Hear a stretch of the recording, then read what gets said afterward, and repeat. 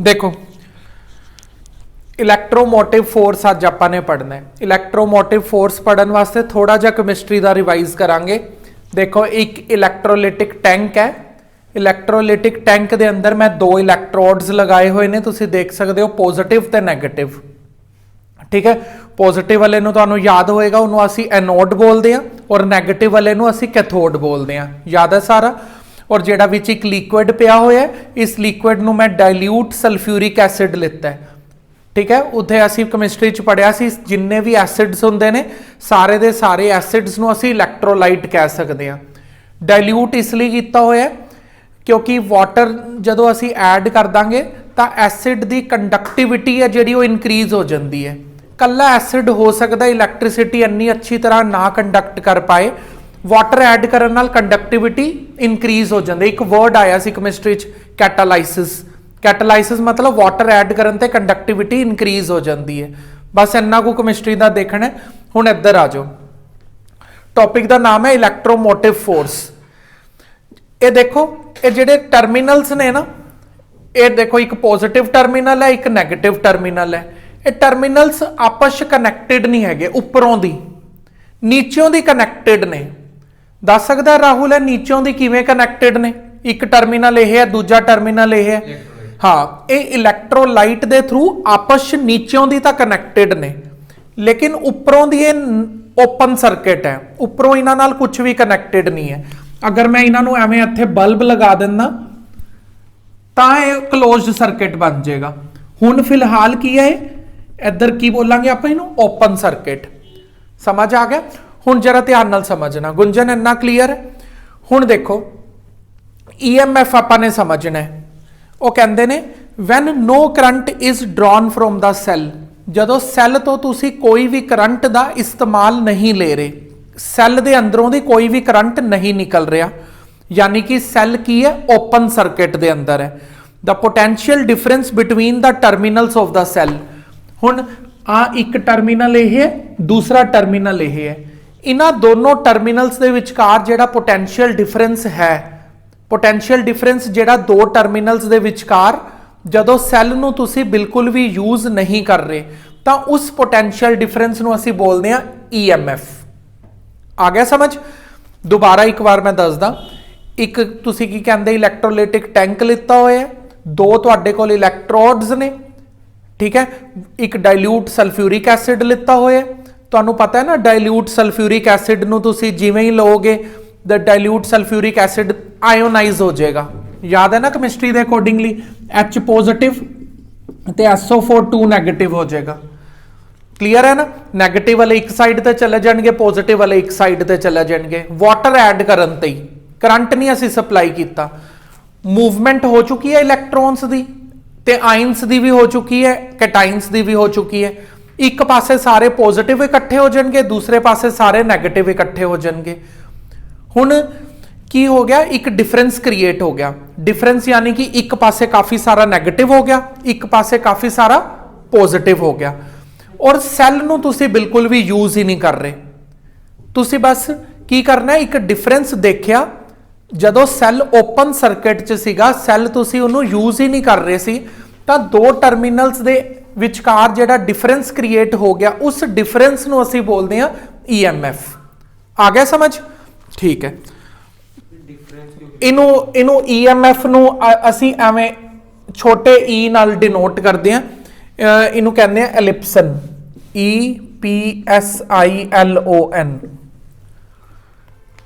इन्ना समझ आया? जरा उरों दी हुण मेरे नाल रीडिंग शुरू करो डायग्राम तो नीचे। EMF of a cell is denoted by the symbol E। Clear है उरे तक? अगे पढ़ो। Its unit is volt. देखो हुणे मैं की बोलिया, EMF की है? EMF कोई भी नवी चीज नहीं है।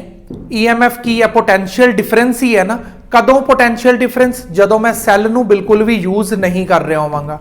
अगर ये पोटेंशियल डिफरेंस है तो इहदे यूनिट्स की होणगे? इहदे यूनिट्स ओही होणगे जो पोटेंशियल डिफरेंस दे हुंदे ने। EMF भी तो एक तरह का पोटेंशियल डिफरेंस ही है ना। अगे पढ़ो हुण तुसीं। It can be measured by connecting the voltmeter. Potential difference नूं भी अगर मैयर करना होए, उन्होंने भी वोल्ट मीटर नाल ही मैयर किया जाता है। EMF ਨੂੰ ਵੀ ਵੋਲਟਮੀਟਰ ਨਾਲ ਹੀ ਮੈਜ਼ਰ ਕੀਤਾ ਜਾਂਦਾ ਹੈ। EMF ਵੀ ਕੋਈ ਨਵੀਂ ਚੀਜ਼ ਨਹੀਂ ਹੈ, पोटेंशियल डिफरेंस ही है, बस उन्होंने दिखाया किसी अलग तरीके नाल है उन्होंने। अगे पढ़ते हैं, when the some electrical component जिवें कि बल्ब, अगर तुसी उन्होंने ज्वाइन कर देंदे हो, जिवें मान लै इत्थे तुसी बाहर टर्मिनल्स दे उपर एक बल्ब कनैक्ट करता, एक कैथोड एनोड बाहर टर्मिनल्स निकल रहे सी, पहला ओपन सर्किट सीगा, हुण की हो गया क्लोज्ड सर्किट हो गया। चलो अगे पढ़ो, वैन सम इलैक्ट्रिकल कंपोनेंट जिवें कि बल्ब, अगर तुसी उन्होंने सैल दे दोनों टर्मिनल्स ते ज्वाइन कर देंदे हो,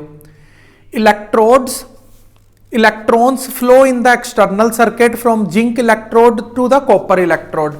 जिंक और कॉपर नूं तुसी इग्नोर करो, तुसी ये देखो जदों तुसी कोई बल्ब बाहर वाले टर्मिनल्स ते कनैक्ट कर दोगे ਤਾਂ ਕੀ ਹੋਏਗਾ, ਇਲੈਕਟ੍ਰੋਨਸ ਫਲੋ ਕਰਨਾ ਸਟਾਰਟ ਕਰ ਦੇਣਗੇ ਨੈਗੇਟਿਵ ਟਰਮੀਨਲ ਤੋਂ ਲੈ ਕੇ ਪੋਜ਼ਿਟਿਵ ਟਰਮੀਨਲ ਤੱਕ। ਠੀਕ ਹੈ, ਇਧਰੋਂ ਦੀ ਸ਼ੁਰੂ ਹੋ ਕੇ ਪੂਰਾ ਘੁੰਮ ਕੇ ਦੁਬਾਰਾ ਉਰੇ ਆ ਜਾਣਗੇ, ਇੱਥੋਂ ਦੀ ਸ਼ੁਰੂ ਹੋਣਗੇ, ਇਧਰੋਂ ਦੀ ਘੁੰਮ ਕੇ ਦੁਬਾਰਾ ਉਰੇ ਆ ਜਾਣਗੇ। ਇੰਨਾ ਕਲੀਅਰ ਹੈ। ਉਹਨਾਂ ਨੇ ਨਾ ਜਾਣ ਕੇ ਨੈਗੇਟਿਵ ਵਾਲੇ ਨੂੰ ਜ਼ਿੰਕ ਰੱਖਿਆ ਹੋਇਆ ਔਰ ਇਹਨੂੰ ਕਾਪਰ ਰੱਖਿਆ, ਉਹਦਾ ਕੋਈ ਉਹ ਨਹੀਂ ਹੈ ਪਰਪਸ, ਦੋਨੋਂ ਹੀ ਮੈਟਲਸ ਨੇ। ਨੈਗੇਟਿਵ ਵਾਲੇ ਨੂੰ ਅਸੀਂ ਕੈਥੋਡ ਬੋਲਦੇ ਹਾਂ, ਪੋਜ਼ਿਟਿਵ ਵਾਲੇ ਨੂੰ ਅਸੀਂ ਐਨੋਡ ਬੋਲਦੇ ਹਾਂ। ਇਲੈਕਟ੍ਰੋਨਸ ਕੈਥੋਡ ਤੋਂ ਸ਼ੁਰੂ ਹੋ ਕੇ ਐਨੋਡ ਵੱਲ ਟਰੈਵਲ ਕਰਨਾ ਸ਼ੁਰੂ ਕਰ ਦੇਣਗੇ। ਕਦੋਂ ਸ਼ੁਰੂ ਕਰਨਗੇ, ਇਹ ਮੇਰੀ ਗੱਲ ਨੂੰ ਧਿਆਨ ਨਾਲ ਸੁਣਨਾ। ਇੱਕ ਮੈਨੂੰ ਵਧੀਆ ਚੀਜ਼ ਯਾਦ ਆ ਗਈ ਹੈ, ਹੁਣ ਜਿਹੜਾ ਤੁਸੀਂ ਇਹ ਵਾਲਾ ਸੈੱਲ ਦੇਖਦੇ ਹੋ, ਇਹਨੂੰ ਕੀ ਕਹਿੰਦੇ ਆ ਆਪਾਂ, ਪੈਨਸਿਲ ਸੈੱਲ ਕਹਿੰਦੇ ਆ ਨਾ, ਇਹ ਵਾਲਾ। ਹੁਣ ਜਿੰਨੀ ਦੇਰ ਤੱਕ ਸੈੱਲ ਨੂੰ ਤੁਸੀਂ ਇੱਥੇ ਟੇਬਲ ਤੇ ਰੱਖਿਆ ਹੋਇਆ ਹੈ, ਕਿਆ ਉਹ ਖਤਮ ਹੋ ਜਾਏਗਾ ਪਿਆ ਪਿਆ ਹੀ? ਨਹੀਂ ਖਤਮ ਹੋਏਗਾ ਨਾ। ਤਾਂ ਉਹਦੇ ਟਰਮੀਨਲਸ ਦੇ ਹਾਲੇ ਓਪਨ ਸਰਕਿਟ ਹੈ, ਇਹ ਸੈੱਲ ਪਿਆ ਹੋਇਆ ਓਪਨ ਸਰਕਿਟ ਹੈ, ਇਹਨੂੰ ਮੈਂ ਕਨੈਕਟ ਹੀ ਨਹੀਂ ਕੀਤਾ ਬਲਬ ਦੇ ਨਾਲ। ਪਏ ਪਏ ਇਹਦੇ ਟਰਮੀਨਲਸ ਦੇ ਐਂਡ ਤੇ ਜਿਹੜਾ ਪੋਟੈਂਸ਼ੀਅਲ ਡਿਫਰੈਂਸ ਹੈ ਇਸ ਵਕਤ, ਉਸ ਨੂੰ ਕੀ ਕਹਿੰਦੇ ਆ ਅਸੀਂ, EMF। ਹੁਣ ਤੁਸੀਂ ਇਹਨੂੰ ਵਾਇਰ ਦੀ ਹੈਲਪ ਦੇ ਨਾਲ ਇੱਕ ਬਲਬ ਨਾਲ ਕਨੈਕਟ ਕਰਤਾ, ਤਾਂ ਕੀ ਹੋਏਗਾ, ਨੈਗੇਟਿਵ ਟਰਮੀਨਲ ਤੋਂ ਇਲੈਕਟ੍ਰੋਨਸ ਨਿਕਲ ਕੇ ਪੋਜ਼ਿਟਿਵ ਵੱਲ ਜਾਣਾ ਸ਼ੁਰੂ ਹੋ ਜਾਣਗੇ, ਫਲੋ ਸਟਾਰਟ ਹੋ ਜਾਏਗਾ। आया तो इन्ना कुछ समझ? चलो अगे पढ़ो। Current flow in the external circuit because of the EMF between the terminals provide energy for the charge to flow. कह रहे बाहर एक्सटर्नल सर्किट चार्ज पार्टिकल्स क्यों फ्लो कर पा रहे ने, EMF के कारण। डिफरेंस सीगा ना इलैक्ट्रॉन्स का, एक पासे काफ़ी सारे इलैक्ट्रॉन्स सी, तुहानूं याद है केमिस्ट्री च भी बोलिया जाता है cathode contain large quantity of electrons and anode दे कोल कोई इलैक्ट्रॉन्स नहीं होंदे। डिफरेंस है ना, इस डिफरेंस नूं असीं की बोलते हैं, EMF। चार्ज पार्टिकल्स इस EMF दे कारण फ्लो कर रहे ने। अगर EMF ना हुंदा तां कोई भी चार्ज पार्टिकल्स फ्लो ना करदे। अगर डिफरेंस ना हुंदा तां किसी भी चार्ज पार्टिकल ने फ्लो नहीं करना सी, ये बल्ब कदी भी ना चलदा। हुण EMF दी एक दूसरी डेफिनेशन देखो। EMF of a cell is defined as energy spent per unit charge in taking a positive test charge around a complete circuit। देखो EMF ਨੂੰ डिफाइन करते हैं, work done to move a test charge। ਉਰੋਂ ਦੀ ਇੱਕ charge ਨੂੰ ਸ਼ੁਰੂ ਕਰਵਾਇਆ negative ਤੋਂ, ਉਹਨੂੰ ਘੁਮਾ ਕੇ ਐਕਸਟਰਨਲ ਸਰਕਿਟ 'ਚ ਵੀ ਲੈ ਕੇ ਗਏ, ਦੁਬਾਰਾ ਅੰਦਰ ਲੈ ਕੇ ਆਏ। ਮਤਲਬ ਇੱਕ ਵਰਕ ਡਨ ਕਰਨਾ ਪਿਆ ਸਾਨੂੰ ਉਸ ਚਾਰਜ ਪਾਰਟੀਕਲ ਨੂੰ ਪੂਰੇ ਸਰਕਿਟ ਦੇ ਵਿੱਚ ਰੋਟੇਟ ਕਰਵਾਉਣ ਦੇ ਲਈ। Work done to move a charge from internal circuit to external, ਫਿਰ ਐਕਸਟਰਨਲ ਤੋਂ ਦੁਬਾਰਾ ਇੰਟਰਨਲ। ਜਿੰਨੀ ਦੇਰ ਤੱਕ ਇਹ ਫਲੋ ਚੱਲਦਾ ਰਹੇਗਾ ਉਨੀ ਦੇਰ ਤੱਕ ਵਾਇਰਸ ਦੇ ਅੰਦਰ ਕਰੰਟ ਰਹੇਗਾ। ਜਿਵੇਂ ਹੀ ਇਹ ਫਲੋ ਰੁਕ ਗਿਆ, करंट रुक जाएगा। फ्लो कदों रुकेगा, जदों डिफरेंस खत्म हो जाएगा, जदों दोनों टर्मिनल्स ते इलैक्ट्रॉन्स बराबर हो जाएंगे, ये फ्लो रुक जाएगा। ठीक है, हुण असीं पढ़ रहे हैं EMF किहड़ी किहड़ी चीज़ों के उपर डिपेंड करती है, कितना डिफरेंस क्रिएट होएगा दो टर्मिनल्स ते। EMF समझ आ गया ना तुहानूं की हुंदा है? When cell is in open circuit, the difference between the two terminals of the cell is known as EMF, potential difference between the two terminals। हुण ये जिहड़ा potential difference असीं दो terminals दे end ते create कीता है, ये किहड़े-किहड़े फैक्टर्स दे ऊपर डिपेंड करता है। ठीक है, चलो पढ़ते हैं। पहला हैगा मटीरियल ऑफ इलैक्ट्रोड। ठीक है, ये जिहड़े इलैक्ट्रोड्स लिते ने इन्हां दा मटीरियल की है। दूसरा किहड़ा इलैक्ट्रोलाइट तुसी यूज कर रहे हो। तुहानूं याद होएगा केमिस्ट्री दे विच तुहानूं पुछदा सीगा एक्टिव इलैक्ट्रोड है कि इनर्ट इलैक्ट्रोड है, याद है ना। ਇੱਥੇ नहीं ਉਹ ਇੰਨਾ ਕਰਵਾਣਗੇ, ਉੱਥੇ ही करवाते हैं भी किस टाइप का इलैक्ट्रोड लिता है तुसी। फिर ਜਿਹੜਾ इलैक्ट्रोलाइट लै रहे हो ਕਿਹੜਾ इलैक्ट्रोलाइट लै रहे हो तुसी। ठीक है, दो तीन तरह के इलैक्ट्रोलाइट होंगे ने ना, weak electrolyte, strong electrolyte, non electrolyte भी होंगे ने कुछ। आया तुहानूं समझ। चलो फिर अगे देखो किस चीज़ के उपर डिपेंड नहीं करता, इन्हां दी शेप के उपर, जैसी मर्जी शेप ले लो। फिर उस तो बाद ये दो किन्नी दूरी ते पे ने, इस ते भी डिपेंड नहीं करता, चाहे उन्होंने नज़दीक रख लो चाहे दूर रख लो, इस चीज़ ते डिपेंड नहीं करता। फिर अगला अमाउंट ऑफ इलैक्ट्रोलाइट, किन्नी ज़्यादा पाई हुई है घट पाई हुई है, इस चीज़ ते भी डिपेंड नहीं करता, डिपेंड करता है किस टाइप का इलैक्ट्रोलाइट पाया है। तो अगर वधिया सैल बनाना चाहते हो तो स्ट्रोंग इलैक्ट्रोलाइट पाना पएगा, और जेड़ा मटीरियल लिते ने वो गुड कंडक्टर वाले ले लो। ठीक है, मटीरियल के उपर डिपेंड करता है किन्ना दी, इन्हां दोनों का मटीरियल कैसा होना चाहिए, वधिया मटीरियल होना चाहिए जिहड़ा कंडक्टिंग च हैल्प करे। इलैक्ट्रोलाइट भी स्ट्रोंग इलैक्ट्रोलाइट होना चाहिए, इस ते नहीं डिपेंड करता भी इन्हां दी शेप कैसी है। ठीक है, शेप कैसी है और किन्नी अमाउंट का पाया और इन्हां दोनों का डिस्टेंस कितना, इस चीज़ से डिपेंड नहीं करता। आ गया समझ। हुण अगला टॉपिक देखो टर्मिनल वोल्टेज। ये दोनों ना एक दूजे नाल लिंक ने। टर्मिनल वोल्टेज हुणे तुसी देखिया जदों सैल ओपन सर्किट च सीगा तां दो टर्मिनल्स दे विचकार जिहड़ा डिफरेंस सीगा उहनूं असीं की नाम दिता सीगा, EMF। हुण सैल नूं क्लोज कर दो, इत्थे कुछ भी लगा दो, हुण सैल नूं तुसी क्लोज करता। आ गया इधर तक समझ। हुण पढ़ो मेरे नाल, उरों दी ब्लू बॉक्स तो पढ़ना शुरू करो। देखो तू चुप हो जा, तेनू पता भी है रियोस्टैट का सिंबल की होंदा है। रीडिंग करो जरा। when the cell is drawn from when the current is drawn from the cell is in closed circuit, potential difference between the electrodes of the cell is known as terminal voltage। ਜਦੋਂ ਤੱਕ cell ਨੂੰ ਤੁਸੀਂ open ਰੱਖਿਆ ਸੀਗਾ ਤਾਂ ਟਰਮੀਨਲਸ ਦੇ and ਤੇ ਜਿਹੜਾ ਤੁਹਾਨੂੰ ਪੋਟੈਂਸ਼ੀਅਲ ਡਿਫਰੈਂਸ ਮਿਲ ਰਿਹਾ ਸੀ ਉਹਨੂੰ ਅਸੀਂ EMF ਬੋਲ ਰਹੇ ਸੀ। ਹੁਣ ਅਸੀਂ ਸੈੱਲ ਨੂੰ ਕਲੋਜ਼ ਕਰਤਾ, ਕੋਈ ਡਿਵਾਈਸ ਲਗਾਤਾ ਉਰੇ। ਠੀਕ ਹੈ, ਹੁਣ ਜਦੋਂ ਕੋਈ ਆਪਾਂ ਡਿਵਾਈਸ ਲਗਾ ਦਾਂਗੇ ਤਾਂ ਟਰਮੀਨਲਸ ਦੇ ਐਂਡ ਦੇ ਉੱਪਰ ਜਿਹੜਾ ਪੋਟੈਂਸ਼ੀਅਲ ਡਿਫਰੈਂਸ ਮਿਲੇਗਾ ਉਹਨੂੰ ਕੀ ਕਵਾਂਗੇ ਆਪਾਂ, ਟਰਮੀਨਲ ਵੋਲਟੇਜ।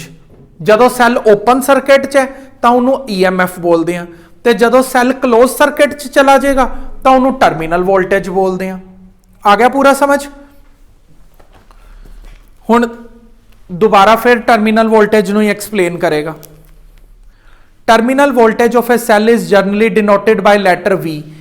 EMF ਨੂੰ ਐਵੇਂ एलिप्सन ਨਾਲ शो ਕੀਤਾ ਸੀ ਉਹਨੇ, टर्मिनल वोल्टेज ਨੂੰ ਐਵੇਂ V ਨਾਲ शो करेगा। क्लियर है। ਅੱਗੇ पढ़ो।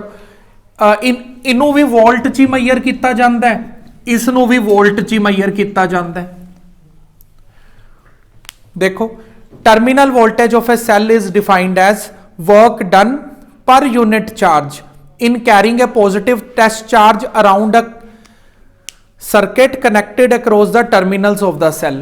देखो कहंदा उरों दी इधरों दी लैके उरे तक, बस इत्थों दी लैके इधर तक सिर्फ टर्मिनल्स दे एंड ते जिहड़ा तुसी वर्क डन कीता चार्ज पार्टिकल नूं मूव करवाउण वास्ते उहनूं बोलदे आ असीं टर्मिनल वोल्टेज। बाहरले पासे दो टर्मिनल्स दिखे मैनू, टर्मिनल दे एक एंड तो चार्ज पार्टिकल नूं उठा के दूसरे पासे रखन वास्ते जिहड़ा वर्क डन कीता है उस वर्क डन नूं असीं बोलदे हां टर्मिनल वोल्टेज। पूरा समझ आ गया। उन्हें दो तरह दी डेफिनेशनस कराइयां ने, एक बार दोबारा समझ लो। जदों तुसीं सैल नूं क्लोज सर्किट च रखदे हो तां टर्मिनल्स दे एंड ते जिहड़ा तुहानूं पोटेंशियल डिफरेंस मिल रहा है उस पोटेंशियल डिफरेंस ਨੂੰ ਅਸੀਂ ਬੋਲਦੇ ਹਾਂ टर्मिनल वोल्टेज। ਇਹਨੂੰ V ਨਾਲ ਹੀ शो करते हैं और वोल्ट नाल ही। फिर उन्हें एक होर डेफिनेशन दी है जिहड़ी मर्जी लर्न कर सकते हैं। Work done to move a unit positive test charge. Test का मतलब होता है कोई भी चार्ज हो सकता है जिहड़ा मूव कर सकता है। Unit positive test charge from one point मतलब from one end of a terminal to the another end of a terminal. Terminal के एक कोने तो चार्ज पार्टिकल नूं पकड़ के दूसरे कोने तक लेके जाने वास्ते जो तुसी वर्क डन कीता है उसनूं बोलते हैं टर्मिनल वोल्टेज। क्लीयर हो गया।